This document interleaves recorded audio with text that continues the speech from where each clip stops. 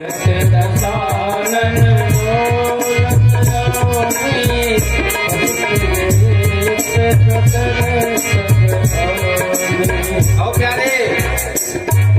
दशानन जब चलता था तो धरती कांपती थी और उसके अट्टहास से स्त्रियों का गर्भ गिर जाता था। देवता लोग हाथ जोड़ करके खड़े रहते थे।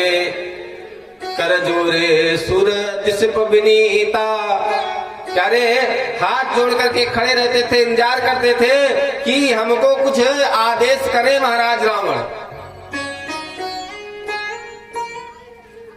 कहते हैं कि जिस समय ब्रह्मा जी रावण के घर पाठ करने जाते थे उस समय ब्रह्मा जी को द्वारपाल गेटमैन डांट देता था। ब्रह्मन् अध्ययन से नहीं समया तूष्णिम बहिष्क्रियताम। हे ब्रह्मा चुप हो जाओ, अभी शांत रहो।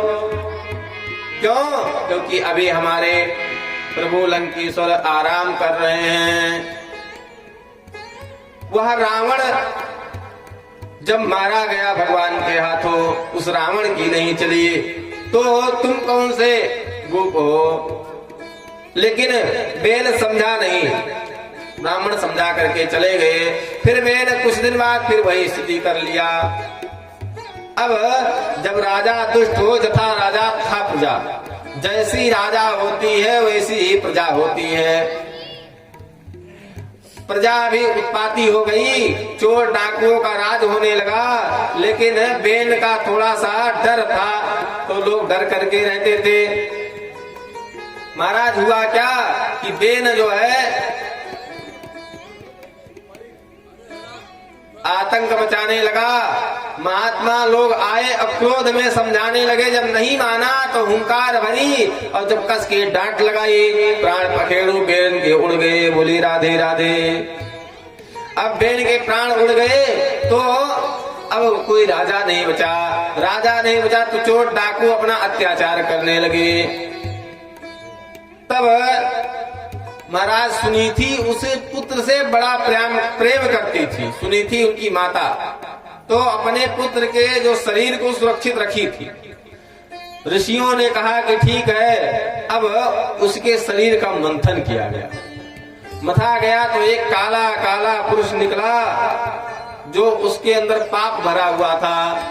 वो निकल गया तो उसने हाथ जोड़ करके कहा प्रभु क्या आज्ञा है? तो कहते हैं निशीथम, बैठो, तुम्हारे लिए कोई आज्ञा नहीं है। फिर दोबारा मंथन हुआ तो महाराज पृथु का जन्म हुआ। बोले पृथु भगवान के। महाराज पृथु का जन्म हुआ। पृथु भगवान के अंशा अवतार थे और पृथु अर्ची का भगवान लक्ष्मी नारायण का साथ में प्रादुर्भाव हुआ। पृथु और उनकी पत्नी अर्ची। कहते बाहुभ्याम मध्यमानाभ्याम मिथुनम संपद्यता। बाहुओं के मथने से दाहिने भुजा से पृथु और बाएं भुजा से अर्ची का प्रादुर्भाव हुआ। अब जब पृथु प्रकट हुए तो सारे बंदी जन उनकी प्रार्थना करने लगे। अरे अरे आप बहुत महान राजा हैं भैया। कुछ राज दरबारी होते हैं, उनका काम केवल यही होता है कि बस नेताजी हैं, नेताजी कुछ करे या ना करे उनका काम है। अरे वाह नेताजी, वाह नेताजी, वाह नेताजी, वाह। कहते हैं हमारा नेता कैसा हो? पिंटू भैया जैसा हो। पिंटू भैया चाहे कुछ करे या ना करें। तो वैसे उनके दरबार में पृथु की जय जयकार होने लगी। पृथु ने डांट लगाई, अरे मूर्ख, क्या जय जयकार कर रहे हो? अभी हम राजा बने नहीं, कुछ किया नहीं, पहले ही जय जयकार। और महाराज जब पहले जय जयकार करने लगे तो होना भी क्या है? तब नेताजी खुश की, अब जब जय जयकार हो ही नहीं तो करने की क्या बात है? पृथु ने कहा, जब डांट लगाया तो सभी लोग डर गए, पूछने लगे क्या करें। तब महात्माओं ने कहा ऐसा आप जय जयकार करिए कि हमारे राजा बहुत धर्मात्मा होंगे, प्रजा पालक होंगे, पृथ्वी पर सारे संपत्तियों के दाता होंगे। ऐसा जब कहने लगे तब पृथु प्रसन्न हुए। पृथु को बताया गया महाराज अब धरती में कुछ बचा नहीं, खाने के लिए अन्न नहीं हो रहा है। लोग अकाल पड़ गया, भूखे मर रहे हैं, आप कुछ कृपा करिए। पृथु ने कहा क्या? पृथ्वी मैया जब अत्याचार होता है तो अपने अंदर के रत्न को छिपा लेती है। तो बेन के अत्याचार से लूटपाट होने लगी तो पृथ्वी अपने सारे रत्न को गर्भस्थ कर लिया। अब पृथु जी हुए, पृथु जी को क्रोध आया और धनुष बाण उठाया और पृथ्वी को दौड़ाया। पृथ्वी गौ का रूप रख करके भगी। कहते हैं कि पृथ्वी पर कोप आया तो पृथु ने बाण उठा करके और बोल दिया, अरे हे वसुधा, अरे वसुधे त्वाम वधिष्यामि मच्छासन परांगमुखीम। हे वसुधा, तुम मेरे शासन काल में ये उल्टा काम अगर करोगी तो मैं अभी तुम्हारा वध कर दूंगा। और तुमको अभिमान है कि प्रजा हमारी कहाँ रहेगी, तो मैं अपने इस कर पर, हथेली पर प्रजा का पालन कर लूंगा। अब पृथ्वी हाथ जोड़ करके खड़ी हो गई, हे प्रभु क्षमा करें, मैं क्या करूं? जब पृथ्वी पर अत्याचार होता है, वो ब्राह्मणों पर अत्याचार होता है, तो मैं अपने रत्न को अपने अंदर समाहित कर लेती हूँ। इस प्रकार पृथ्वी के कहने पर तब पृथु ने कहा कि अब उपाय बताओ। उपाय बताया कि मैं गाय बनी हूँ और बछड़ा कोई आए, मेरा दूध पिए और उसके बाद मेरा दोहन हो। दोहन करेंगे तो जिस पदार्थ का दोहन होगा, जैसा पात्र होगा, उसी पदार्थ की उत्पत्ति होगी। कहते हैं कि पात्र अच्छा हो तो पदार्थ भी अच्छा रहेगा। कोई अनमोल चीज हो तो उसको रखने के लिए अच्छी जगह खोजी जाती है। अगर कोहिनूर हीरा मिल जाए तो कोहिनूर की कितनी सिक्योरिटी लगी है, सोचिए। सीसीटीवी कैमरा, लेजर और क्या क्या सिक्योरिटी गार्ड। उसी प्रकार जब अनमोल वस्तु मिलती है तो उसके लिए पात्र भी अच्छा होना चाहिए। तो अब अलग अलग पात्र बनाया, अलग अलग बछड़ा बनाया और दोहन किया। कहते वत्सम कृत्वा मनु पाणात्, मनु को बछड़ा बनाया और उसके बाद दोहन किया। बृहस्पति को बछड़ा बनाया, छंद इत्यादि वेदों का दोहन किया। इंद्र को बछड़ा बनाया, सोमरस का दोहन किया। इस प्रकार अनेक अनेक देवताओं को बछड़ा बना करके पृथ्वी पर सारे पदार्थ की उत्पत्ति हुई। पहले नाम वसुधा था, इस धरती का नाम वसुधा था, लेकिन पृथु महाराज जब से हुए तब से इसका नाम पृथ्वी पड़ गया। पृथु ने पहले जो पहाड़ होते थे बड़े बड़े, उड़ करके यहाँ से वहां चले जाते थे, तो महाराज पृथु ही ने उनके पंख को काट करके और उनको एकत्रित कर दिया, पृथ्वी को समतल बनाया। पृथु महाराज के ही कृपा से इस धरती पर अन्न होने लगा। उसके पहले कोई खेती करने वाला नहीं हुआ था। महाराज पृथु ने ही अपने प्रजा का पालन ऐसे किया कि इसका नाम पृथ्वी पड़ गया। ऐसे ऐसे अश्वमेध यज्ञ किए कि महाराज इंद्र आए और इंद्र ने घोड़ा चुरा लिया। एक बार चुरा के ले गए, घोड़ा ले आए, दोबारा ले गए, फिर ले आए, तिबारा चोरी कर ली। तब गुस्सा आया, कहा कि आज मैं इंद्र को ही नहीं रहने दूंगा। ब्रह्मा जी आए और मैत्री कराया। अब 128 अश्वमेध यज्ञ करके महाराज अपने प्रजा को धर्म का उपदेश करते हैं। धर्म का उपदेश करके उसके बाद भगवान के परम धाम को चले गए। प्यारे व्यास जी लिखते हैं 18 पुराण महाभारत सब लिख दिया, लेकिन व्यास जी जब भागवत महापुराण लिखे तो शांति हुई हृदय में। उसके बाद एक श्लोक लिखा क्या कि 18 पुराणेषु व्यासस्य वचनद्वयम्। व्यास जी ने 2 वचन कहा 18 पुराण लिखने के बाद। क्या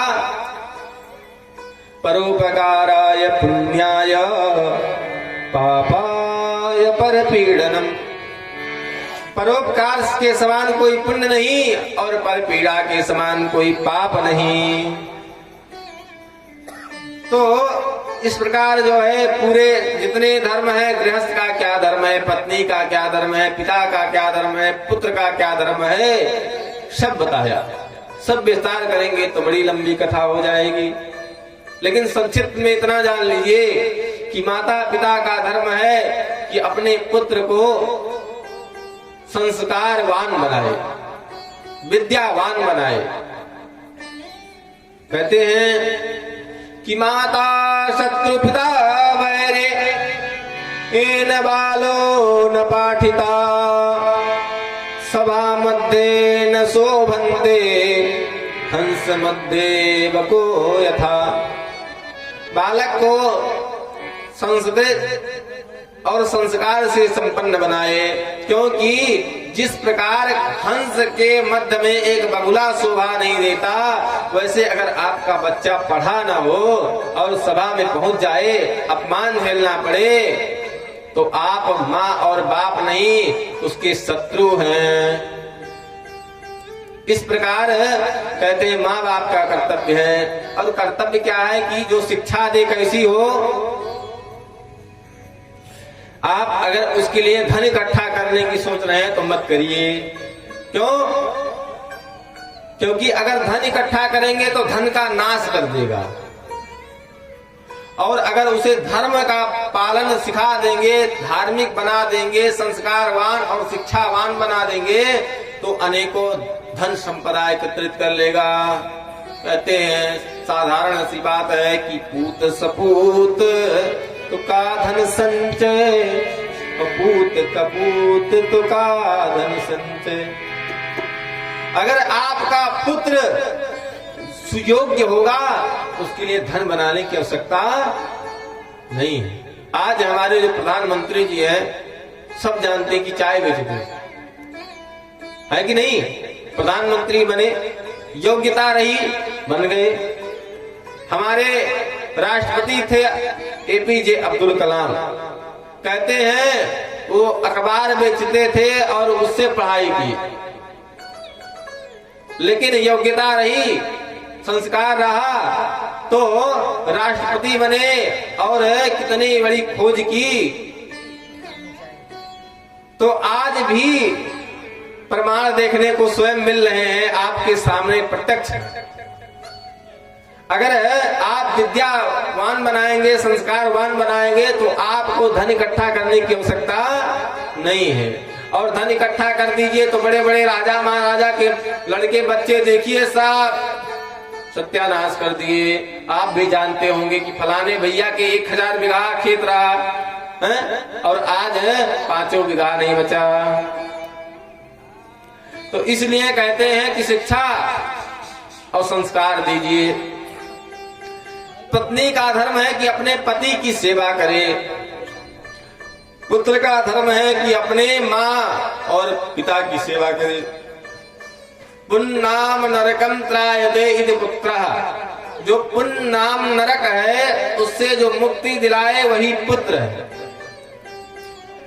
लेकिन अब तो लोग अभियान चला रहे हैं क्या कि ये अब श्राद्ध हमको नहीं करना है, हमको पिंडदान नहीं करना है, हम तो आधुनिक हो गए हैं, ये सब बकवास है।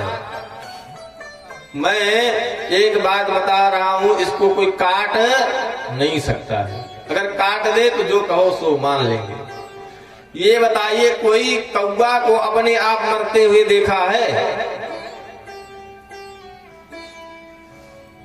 सोचिए, याद करिए कि कभी आपने कौवा को देखा हो जो आपके सामने मर गया है। कौवा को या तो कोई मार डालता है या तो उसको अपने आप मरते आप नहीं देखेंगे, और कौवा को मैथुन करते नहीं देखेंगे। आप खोज लीजिएगा, फिर से प्रयास करिएगा, आपको कहीं कौवा मरते हुए मिलेगा नहीं। और मरा हुआ भी कौवा नहीं देखेंगे कि कौवा कहीं मरा पड़ा हो। और जानवर मिलेंगे, जानते हैं क्यों? मानव के बाद एक कौवा ऐसा प्राणी है जिसके अंदर दूसरी आत्मा प्रवेश करती है। वैज्ञानिक कारण है, शोध भी हुआ है। और कहते हैं कि जब पितृपक्ष होता है तो कौवा को पितृ का परिचायक माना जाता है। अब कौवा अगर ऐसे भोजन रख दीजिए तो खाएगा नहीं, उससे जब देख लेगा चारों तरफ भोजन रखा है, पहले देखेगा चारों तरफ कि आपका क्या भावना है, क्या विचार है, तब भोजन ग्रहण करता है। डाल करके कौवे के आगे देख लीजिएगा। कौवे में हमारे पितृ लोग वास करते हैं, आते हैं, उनकी आत्मा वास करती है। जो हम पितृ के लिए श्राद्ध करते हैं तो कौवों का भोज कराते हैं। और कौवा यदि आपके हाथ का अन्न ग्रहण कर रहा है तो समझ लीजिए कि आपके पितृ प्रसन्न है। नहीं, कौवा तो खोजने पे नहीं मिलता है। तो श्राद्ध की इतनी बड़ी महिमा है कि प्यारे क्या बताएं। और श्राद्ध ना करने का एक जो है उदाहरण बता दें। जो व्यक्ति भोजन करने के बाद भी कुछ मिल जाए और खा ले, अभी भोजन करके आया और कोई अच्छा पदार्थ मिला तो फिर से दो चार खा सकता हो, समझ लीजिए कि उसके पूर्वज उसका श्राद्ध नहीं किए हैं। जहां से आया है उसके पूर्वज उसका श्राद्ध नहीं किए हैं। और जो भोजन करने के बाद संतुष्ट हो जाए, फिर अमृत भी सामने रख दो तो भैया भूख नहीं, अब नहीं खाएंगे, वो समझ लीजिए कि श्राद्ध से तृप्त है। और श्राद्ध और जिसके पितृ अतृप्त हैं उसका लक्षण बता दें कि अगर आपके घर पितृ दोष है तो सबसे बड़ा लक्षण कि आपके घर में आपसी कलह बनी रहेगी, धन कभी एकत्रित नहीं होगा, 5 आया 10 का खर्चा। आज बुखार है सासू माँ को, कल बेटे की तबीयत खराब है, परसों दादाजी बीमार हैं। अनेक प्रकार के रोग व्याधियां उत्पन्न होती रहेंगी। ये सब पितृदोष का लक्षण है। और हम लोग अब श्राद्ध भी करना भूल गए हैं। श्राद्ध करते भी कैसे हैं? श्राद्ध का जो नियम है वो भी भूल गए हैं। श्राद्ध में केवल ब्राह्मण भोजन नहीं होता है। श्राद्ध में पार्वण श्राद्ध, पिताजी माताजी जिस तिथि को परधाम गए थे उस तिथि को हर साल पिंडदान करना चाहिए। और अगर उस समय ना कर सके तो जो 15 दिन पितृपक्ष बनाया गया उस 15 दिन में पिंडदान करना चाहिए। उसके पश्चात ब्राह्मण का भोजन कराना चाहिए। श्राद्ध की पद्धति में लिखा गया है अगर आपके घर भोजन कराने की सामर्थ्यता ना हो, श्राद्ध करने की सामर्थ्यता ना हो तब भोजन कराइए। उसकी सामर्थ्यता ना हो तो किसी ब्राह्मण को अन्नदान करिए। और अगर आपके पास घर भी नहीं है, भोजन भी नहीं है, भीख मांग कर खा रहे हैं और भीख मांगने पे भी नहीं मिल रहा है तो गाय को चारा खिला दीजिए। और अगर चारा भी नहीं मिल रहा है तो दोनों हाथ उठाइए ऊपर और देखिए और 2 आंसू गिरा दीजिए तो पितृ प्रसन्न हो जाएंगे और आपका घर धन धान से संपन्न हो जाएगा। अगर ऐसा नहीं करेंगे तो फिर आपके घर दुख भरा रहेगा। बोली राधे राधे। आप कोई भी पूजन करिए, जब तक नांदी श्राद्ध ना हो तब तक पूजन की संपन्नता नहीं मानी जाती। इसलिए क्योंकि अगर पितृ रुष्ट है तो देवता भी प्रसन्न नहीं है।